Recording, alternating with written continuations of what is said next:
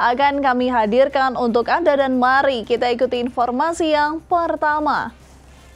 Pemirsa, Komisi Pemilihan Umum RI mengesahkan perolehan suara pasangan calon presiden dan wakil presiden Prabowo Subianto Gibran Rakabuming Raka yang unggul di Provinsi Sulawesi Utara. Pengesahan ini berdasarkan rapat pleno rekapitulasi hasil perolehan suara tingkat nasional yang digelar di kantor KPU RI pada Kamis 14 Maret 2024. Komisi Pemilihan Umum Republik Indonesia kembali melanjutkan proses rekapitulasi perhitungan suara pemilu 2024 tingkat nasional. Pada rapat pleno panel B, KPU RI mengesahkan perolehan suara pasangan calon presiden dan wakil presiden Prabowo Subianto Gibran Rakabuming Raka unggul di Provinsi Sulawesi Utara.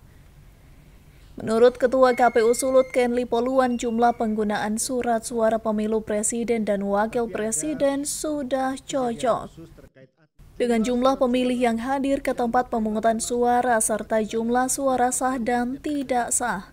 Pasangan calon nomor 1 119103,